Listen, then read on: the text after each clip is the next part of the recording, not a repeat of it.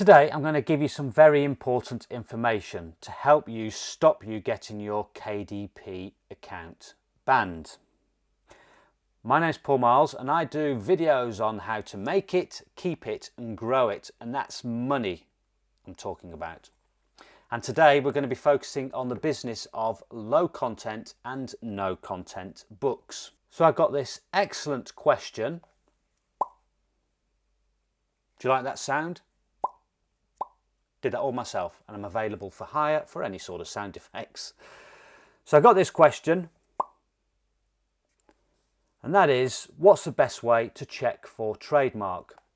Now that's a brilliant question because KDP have recently updated their guidelines, their terms of service. And I'll read this for you. And you can find these by going to the help tab in your KDP account, and it's under the paperback metadata guidelines, and just scroll right down to the bottom. And the last sentence says, covers that may be misleading because they closely resemble another book's layout, colour scheme, fonts and/or images aren't allowed. Now basically what that means is if you copy someone's cover, you're going to get into trouble and get your account banned. So it's not worth it. Don't copy other people's covers. Yes, use other people's covers for inspiration, design layouts, also niche ideas and also keyword ideas, but don't copy the design as is. I've had a number of my books copied, particularly popular ones because they appear high up in the search, so they're one of the first books that people will see, and people have copied them outright, including the interiors.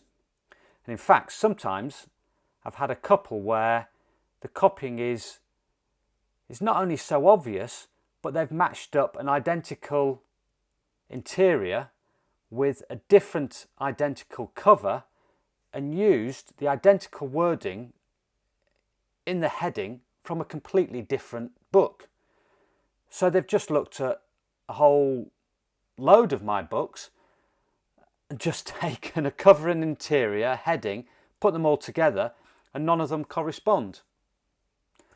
Crazy, but that's what happens. Now this issue is similar to trademark and copyright infringement.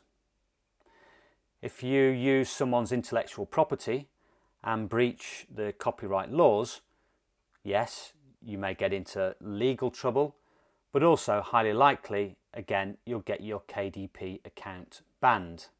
And that's it, your business is over, it's finished, you can't open up another account and it's all over. It's just, these accounts are valuable.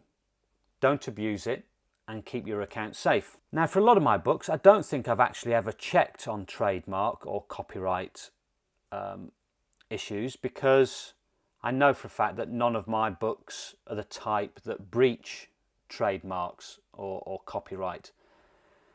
And I use a simple rule, and that is don't use someone else's intellectual property.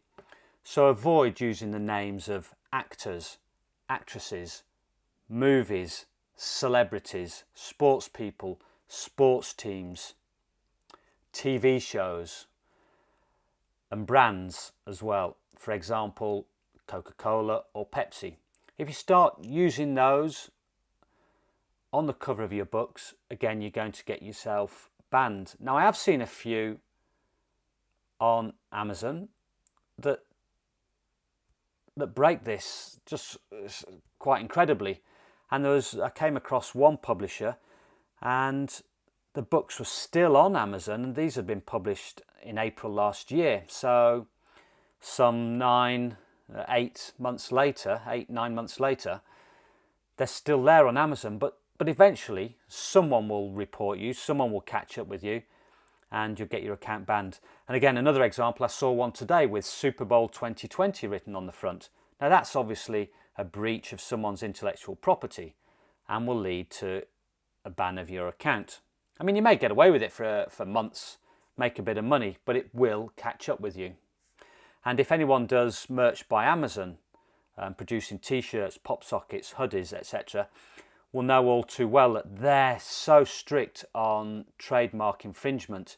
They won't even allow you to upload an item if there's any wording that breaches trademark. So KDP don't seem to be as strict. And to be honest, I don't see it, or I haven't seen it that much in notebooks. But it does happen. And yeah, eventually you'll just get your account banned. Now, another general rule, so I've given you some ideas of what to avoid. Another general rule is, if you're worried that what you're publishing is breaching a trademark, copyright of someone else, then it's highly likely that you are breaching trademark law, and therefore I would just avoid publishing that at all. You know, if there's any doubt, it's likely that you are going to get yourself into trouble. And those two rules have, served me okay. But if you want to be more specific and check particular phrasing, because there is one area that I'm not 100% sure on, and if anyone has any ideas on this, please leave comments below, and that is on quotes. Now these could be quotes by famous people or people that are currently well known and famous, celebrities.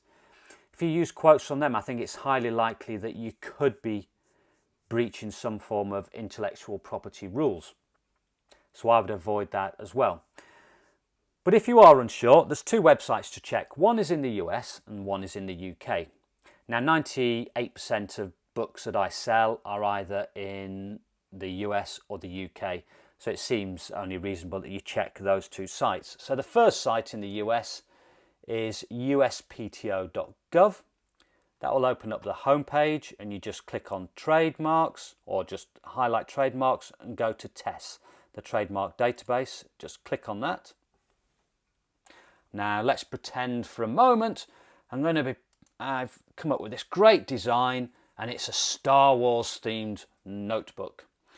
So all you do is go to the search term, put in Star Wars,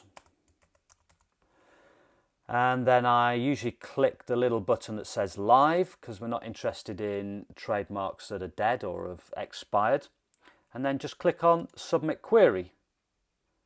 Wow, and look at that, surprise, surprise, there's all these Star Wars terms that are live and have a trademark. But that would be obvious. You know, it comes under the rules that I've said earlier, avoid movies. If you want to check in the UK, go to the website .gov.uk/search for trademark. Now I will leave the links to these websites down below under the video, so you can click on them there. And then just scroll down a little bit, go to keyword, phrase or image. And you want to search by word, and I'm going to put in Star Wars, because I've produced it. It's a fantastic design I've produced, and it's on Star Wars. It's going to make me thousands, if not millions. I'm so excited. So click on search. Oh, damn it. Look, it's registered Star Wars, registered Star Wars. Oh, okay, I'll forget that idea. So that's how you check if you want to check on specific trademarks.